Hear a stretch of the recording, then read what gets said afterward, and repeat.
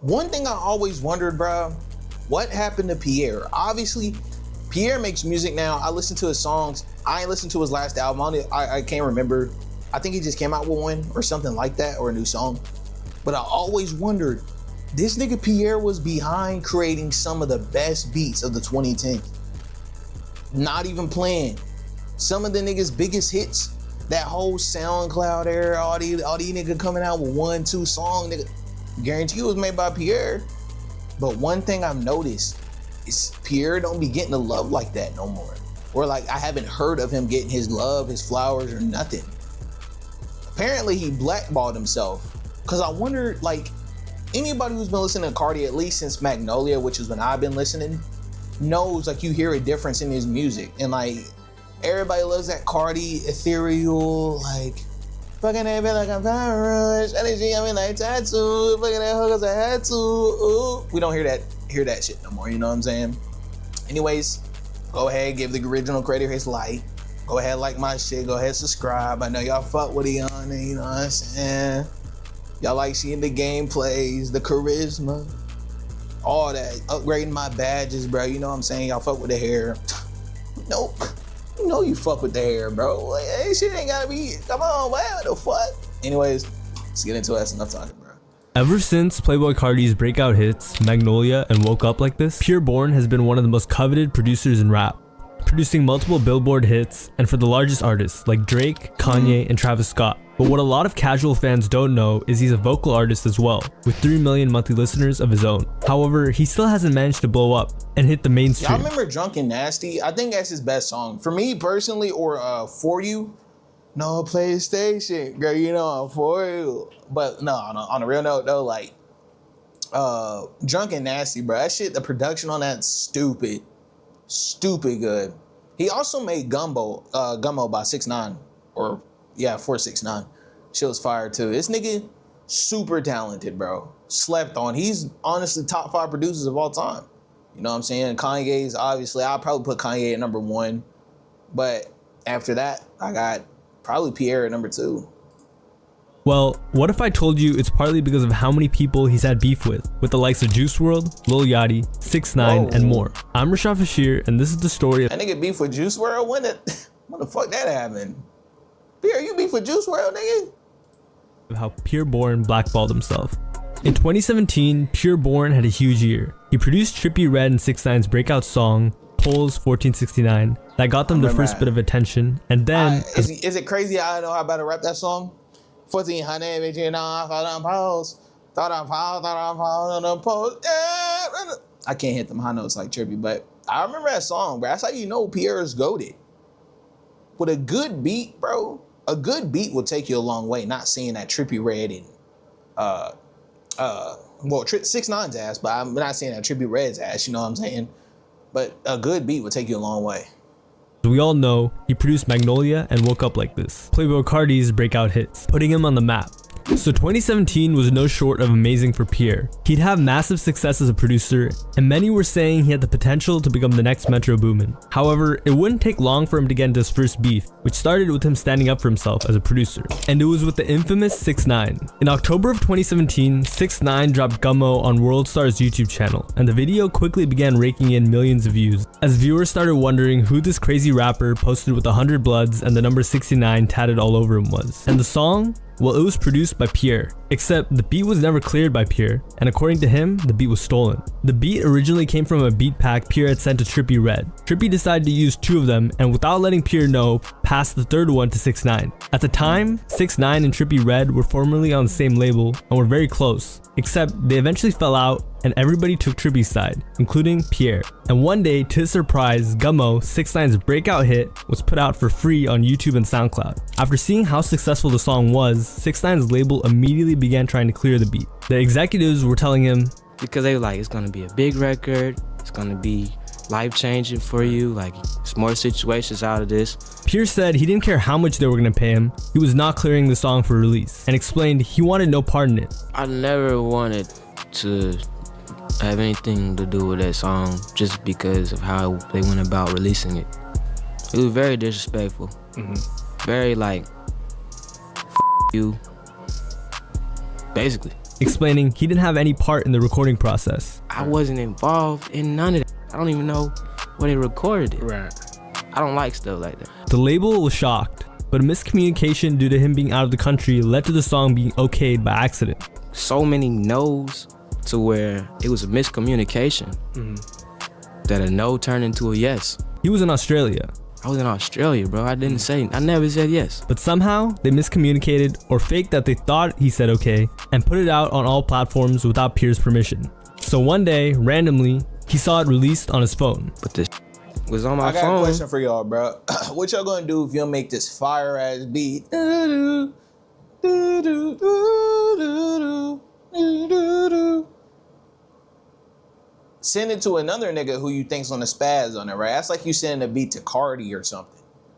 You know, yo, my nigga, like I can see you on this, I can hear you on this, right? You send a beat to a nigga like that out of nowhere, this trash ass nigga who you do not fuck with. Put that blicky on, nigga, you got that sticky on. Nigga, is that my beat? Nigga, is that my beat? Hold on, I would be so mad. I would be so mad. You know what I'm saying? But at the same time, like, am I getting the funds for the song, though? Get my funds, nigga. I see Gum on Apple Music. I was like, ah. Pierre was furious. He had actually recorded his own vocals over the beat, and before 6ix9ine dropped the song, Pierre was planning on dropping his own version of the song himself. However, when 6ix9ine dropped Gummo, it ruined everything for him. Pierre would come out against the song, calling 6ix9ine an op, and said him and Trippie would no longer be working due to the song being out, which he posted to both his Twitter and Instagram.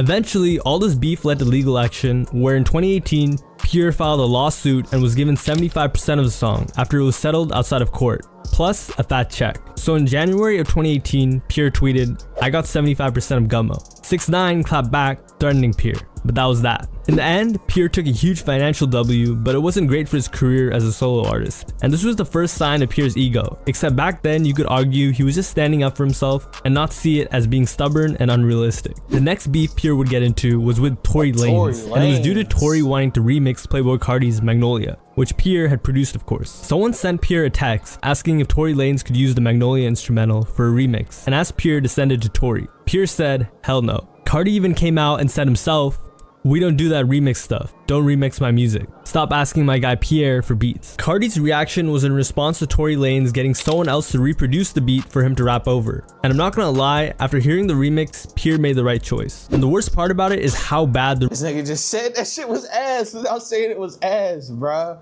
Hold on, bruh. He said, good choice. Like, hey, bruh. I know what you just said, bruh. Don't be afraid to say it, bruh. remixes and the beat. That nigga behind bars, he can't get you. There was never any bad blood from this either. It was honestly much more embarrassing for Tory. However, the next beef Pierre got into would truly start to foreshadow what was to come. The next rapper Pierre Bourne decided to beef with was the late Juice WRLD, when he was a rookie, fresh off his breakout hits, like All Girls Are the Same. A lot of people don't know about this, and Pierre Bourne even produced one of Juice's biggest singles posthumously, Bad Boy, featuring Young Thug, which even Will Smith, Martin Lawrence, I'm a bad boy. When I got my answer, that I get to that bad boy. Nigga think he's sweet, I stay with the heat and first he like boy. Yeah. I mean with the red, I'm a fly with that bird. I made my own remix. Fuck you. I know that ain't Thug's verse. It's my shit. Scrap. Put me on the remix, nigga. What the fuck? Nigga, that's not how the song goes. Shut the fuck up. that Lyrical Lemonade video. At first, there didn't really seem to be any bad blood between the two, as Juice was known for how positive of a person he was. Until one day when Pierre Bourne made a post on Instagram claiming Juice WRLD allegedly stole Pierre Bourne's album cover concept, stating, "Y'all gonna take my album cover too?" alongside various vomit emojis. He also shared his own PS1 themed cover of The Life of Pierre 4, showcasing the extremely original piece of artwork he had come up with. To be honest, it's just a PlayStation 1 theme, and the art itself is completely different. Juice WRLD's Death Race for Love just had cars in it as well, and actually had more creativity. Ironically, Pierre wouldn't even be allowed to drop the PlayStation cover due to copyright, so fans were confused, and quickly found out Pierre better be glad that shit weren't Nintendo. I never knew how slimy Nintendo was moving until about the Switch came out. I heard like them niggas don't play.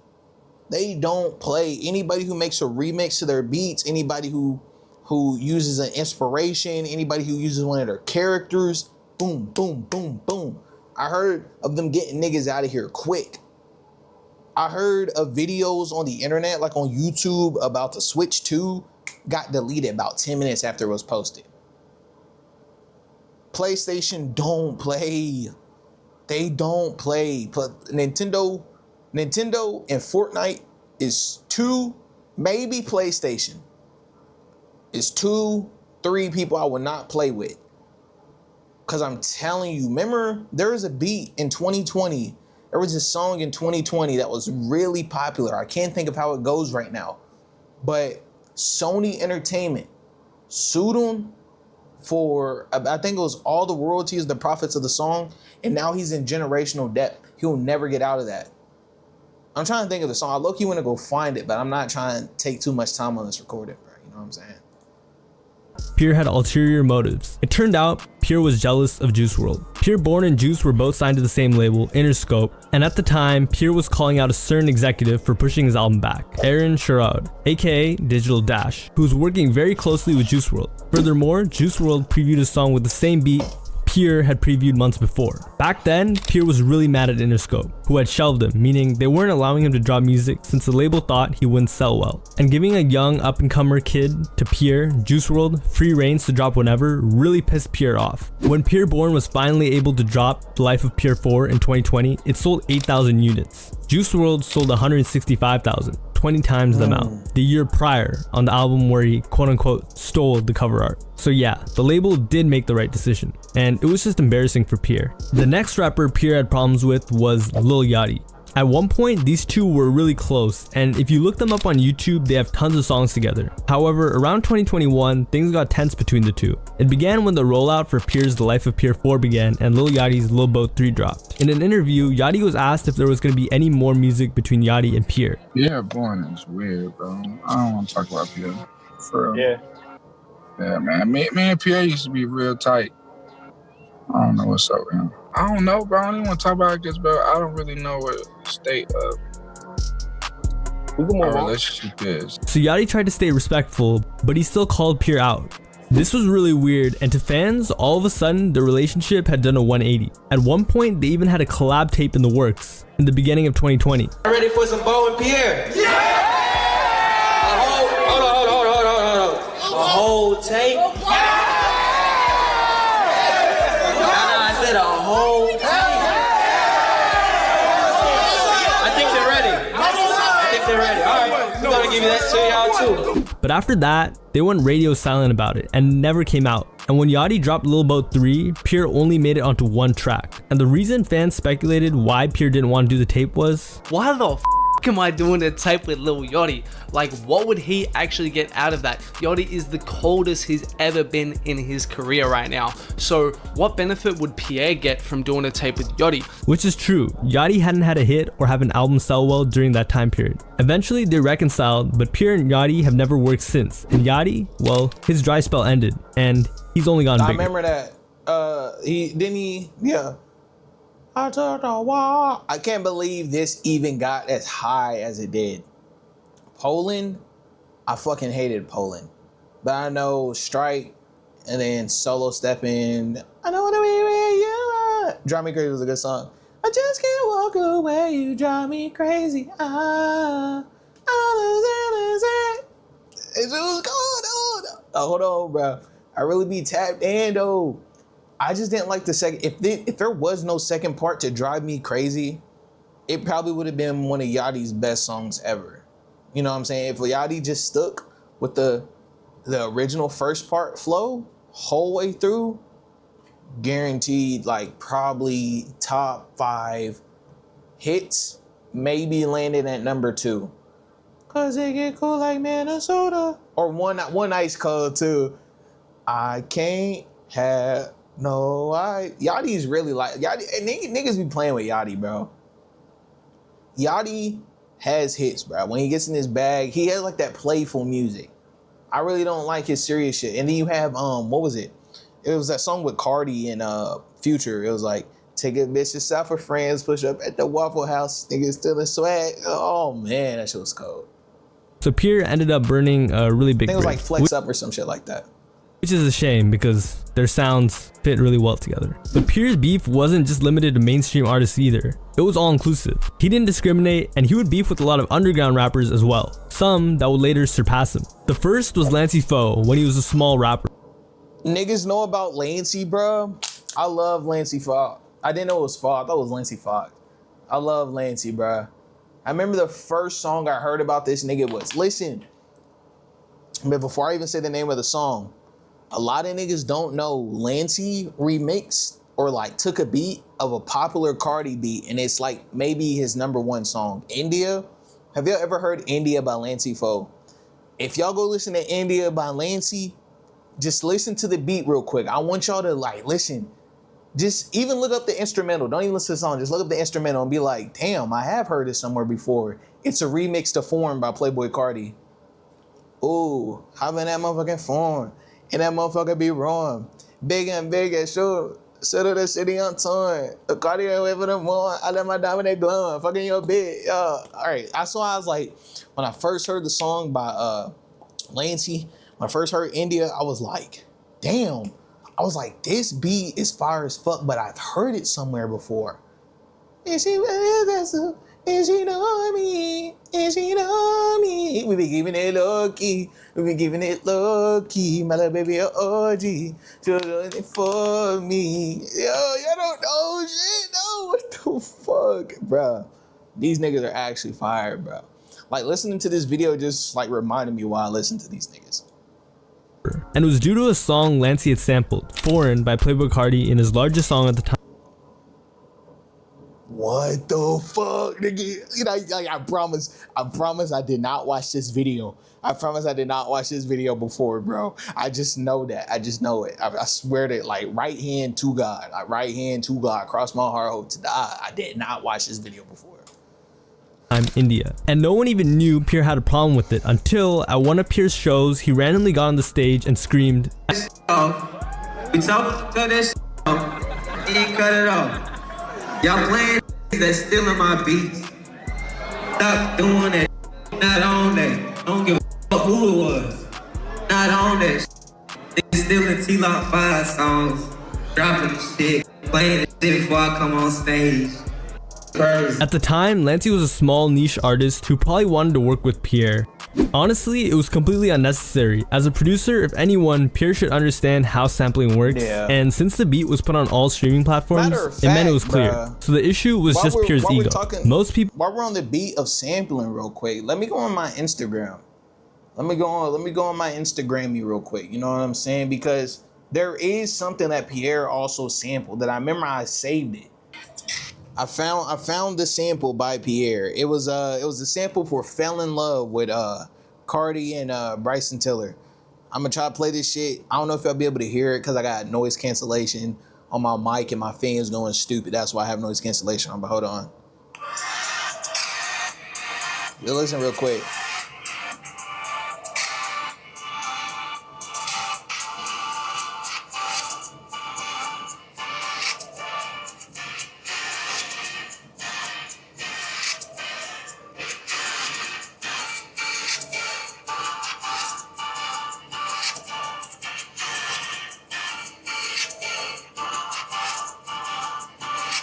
Can't be mad about sampling because you also took this sample. I don't know who this is by.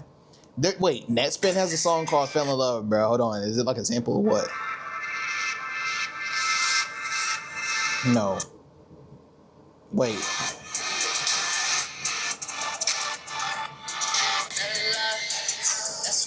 Hold on.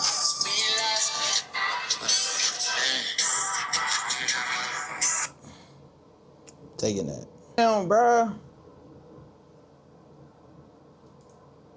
Bro, my phone, listen, on a side note, bro, this iPhone 13 shit, Apple's doing that shit on purpose. Now that they're coming out with their new phones, mine's starting to act crazy. I swear when I showed y'all, when I first pulled out my phone to go find that sample by Pierre, my phone was on 13. Not even, I haven't even been on my phone for 5 minutes. It dropped from 13 to 5. They're doing that shit on purpose so I have to buy a new phone. Right hand to God, I'm considering buying a fucking Android, because that's some seriously fucked up shit that they're doing. They know what they're doing. They don't make their phones to last, bro.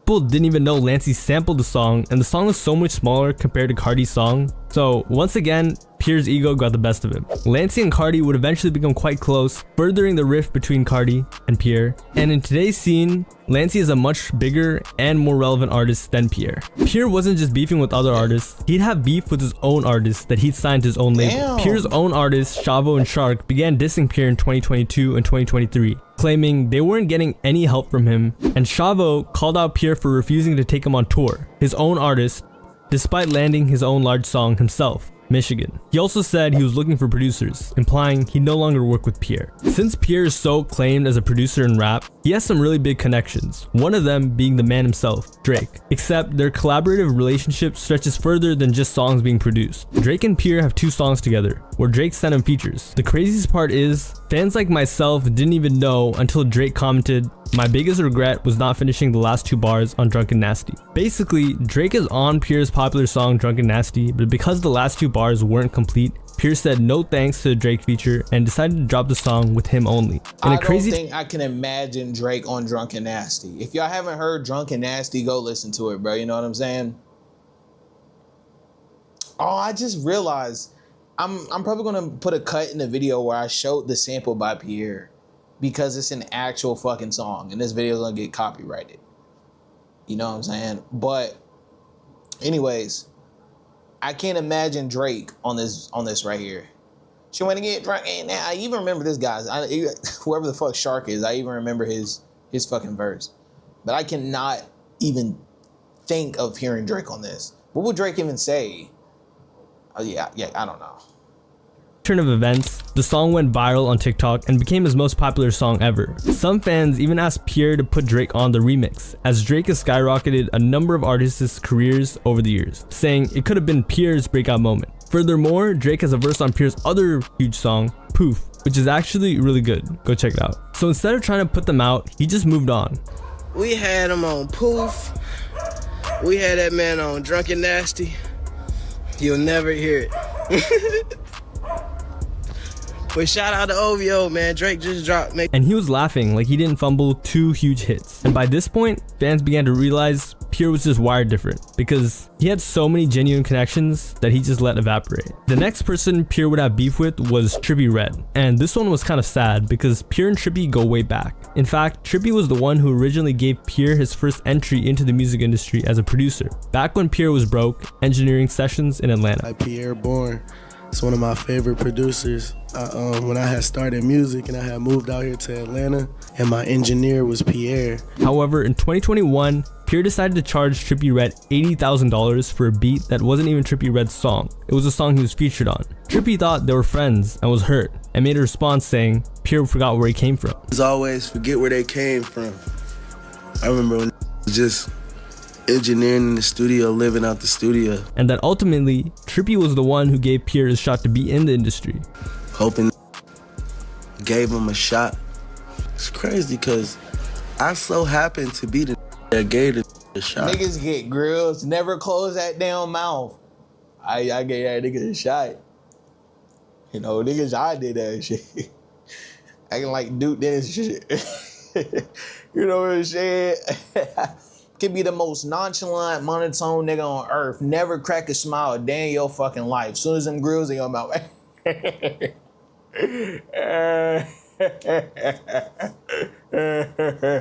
know what I'm saying? Huh?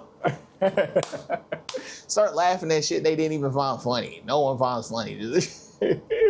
Hey, dude.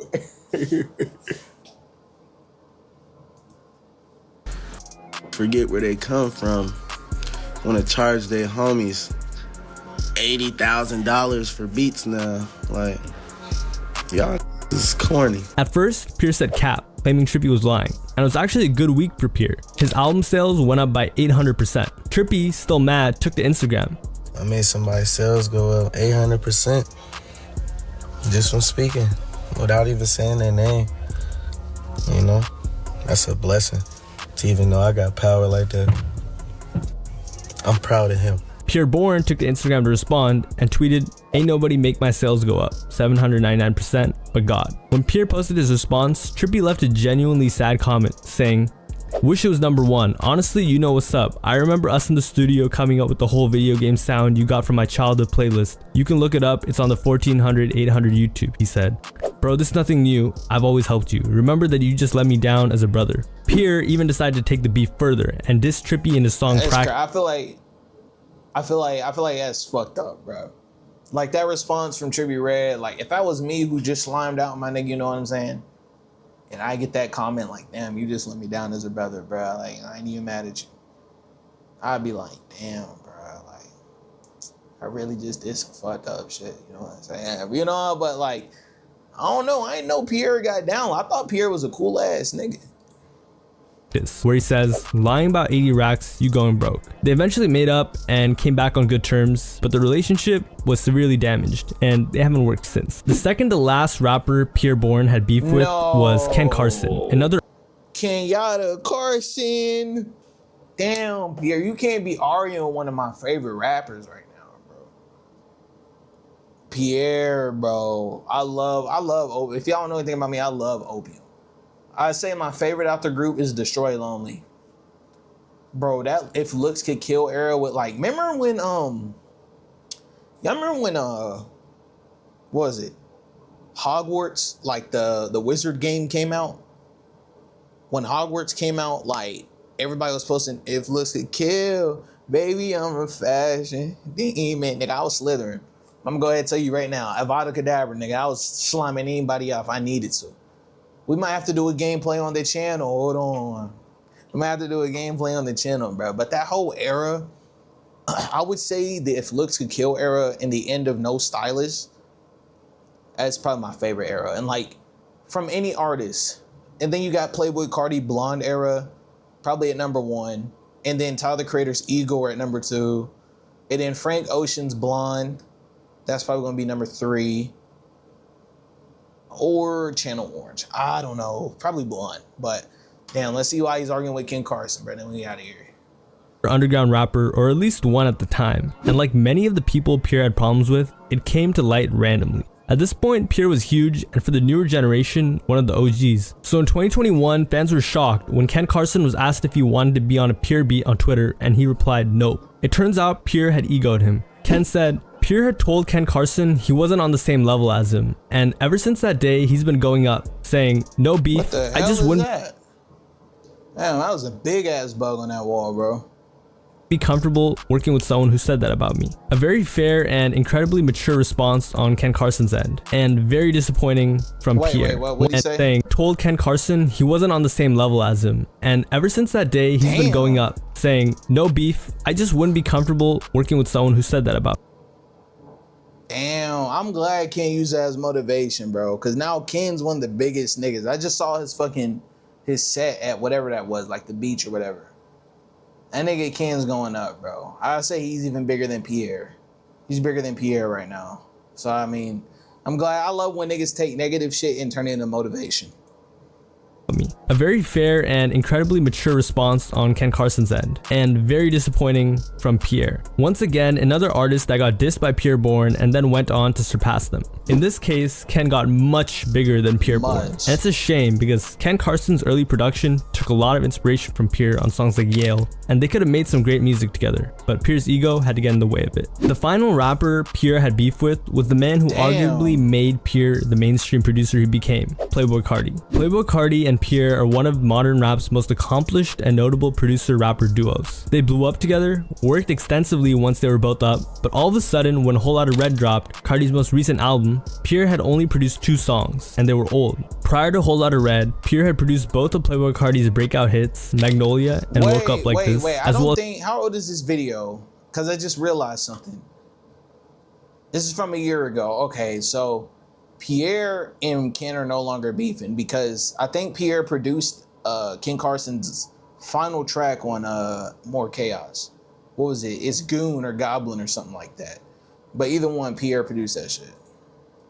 6 songs off his debut album, self-titled, 15 out of 19 songs on his sophomore album, Die Lit, and multiple iconic leaks. Fans first noticed tensions between them when one of the songs on Whole Lotta Red, Punk Monk, Cardi said, "I thought I had Pierre, but the label tricked me," one of the standout lyrics from the album, which was Cardi saying he thought Pierre wasn't signed and was disappointed when he found out he couldn't sign him. But it wasn't just Cardi who was annoyed with Pierre. Pierre wasn't happy either. When Pierre dropped his album, Cardi dropped his music video for Sky on the same day. Pierre got mad and tweeted, "He doesn't want to see me glow, this shit written."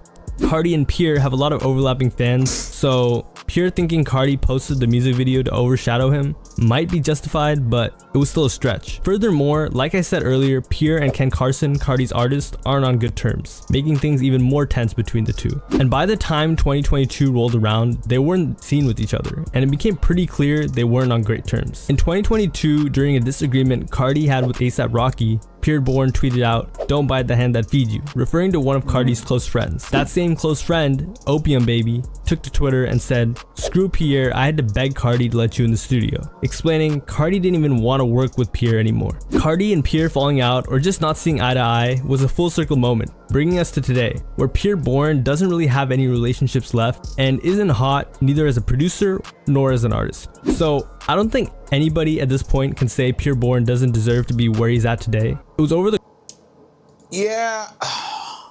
Damn. I didn't even know all that shit about Pierre, bro. That shit just threw me off. I didn't even know he had beef with so many niggas.